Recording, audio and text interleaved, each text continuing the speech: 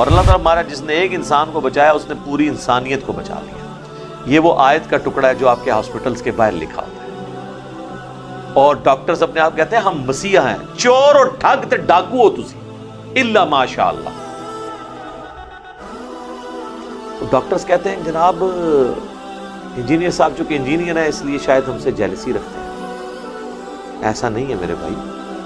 آپ اپنے طبقے کے شریف ڈاکٹروں سے پوچھ لیں جو کچھ ہم ڈاکٹروں کے بارے میں کہتے ہیں, کیا ایسا نہیں ہے؟ کیا اکثریت ایسی نہیں ہے؟ کیا آپ لوگ اپنے وہ جعلی عمرے اور دوسرے ملکوں کے وزٹس کی خاطر 100 روپے کی دوائی ہزاروں روپے میں نہیں لکھ دیتے اسی فارمولے میں مہنگی کمپنیوں کی, صرف اس لیے کہ وہ کمپنی آپ کو کھلاتی ہیں؟ جو یہ ہمارا سسٹم چل رہا ہے یہ میڈیکل ریپ والا, کیا آپ یہ لوگ نہیں کرتے ہیں؟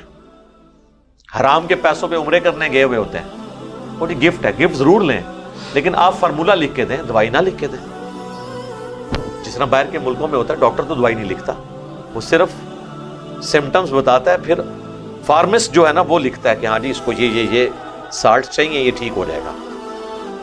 اور یہ آپ ڈاکٹرز کے پاس, اگر آپ ڈاکٹرز آپ کو دوائی مہنگی لکھ بھی دیں نا پریشان نہ ہوا کریں, سیدھا ہے میڈیکل سٹور پہ, ان کے پاس ایک بک پڑی ہوئی ہوتی ہے, اس دوائی کا سالٹ ان کو بتائیں کون سا ہے.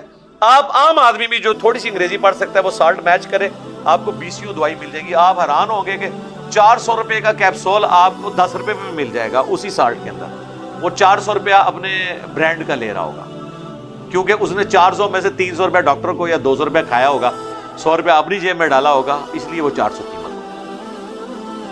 چند ایک دوائیاں کریٹیکل ہو سکتی ہیں جو مہنگی کمپنیوں کی ضروری ہیں, ادروائز ہو سکتا ہے یہاں پہ کسی حافظہ اللہ کسی دامن برکاتہم عالیہ نے نہ بنائی ہو, الٹا کھانے الٹا ہی ہوتا ہے تو کوئی ریئیکشن ہو جائے, یہ بھی چانس ہوتے ہیں, اس لیے بھی لوگ مہنگی دوائیں لیتے ہیں. اور بعض لوگ جب تک مہنگی دوائی نہ ان کو آرام بھی نہیں آتا کیونکہ نفسیاتی طور پہ وہ مانتے ہی نہیں کہ یہ دوائی ہے, یہ بھی ہو جاتا ہے. تو یہ ڈاکٹرز کیا کر رہے ہوتے ہیں, مشورہ فیس 1000 روپیہ 5000 روپیہ 10,000 روپیہ مشورے کا. ہم نے تو ایسے بھی لوگ دیکھے ہیں جو 50 روپے فیس لیتے ہیں, ان کے پاس سینکڑوں لوگ روزانہ آتے ہیں, بھائی وہ بھی تو کھا ہی رہے ہیں.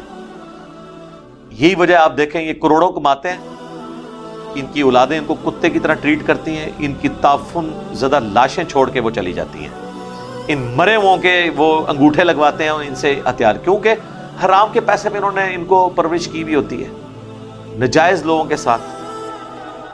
آپ کو پتا پچھلے دنوں ہاسپٹلس کے بارے میں آیا تھا, کرونا کی وجہ سے جو لوگ مرے تھے یا نہیں مرے تھے اس کھاتے میں ڈال کے وہ ڈاکٹر جو ہے لاشیں والے نہیں کرتے تھے, اتنے لاکھ لا کے رکھو تب لاش دیں گے. تو اب ظاہر ہے عزت بیزتی کا مسئلہ لوگوں کا بن جاتا ہے, اتنے ظالم ہوتے ہیں. بھائی جو جینون خرچہ بنتا ہے وہ آپ لیں, اور اس کے لیے حال یہی ہے کہ گورنمنٹ سارے میڈیکل سیٹ اپ کو اپنے انڈر لے.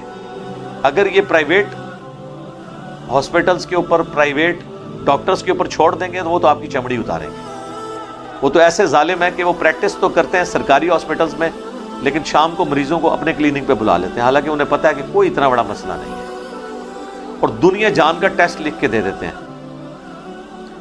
تجربے کرتے ہیں.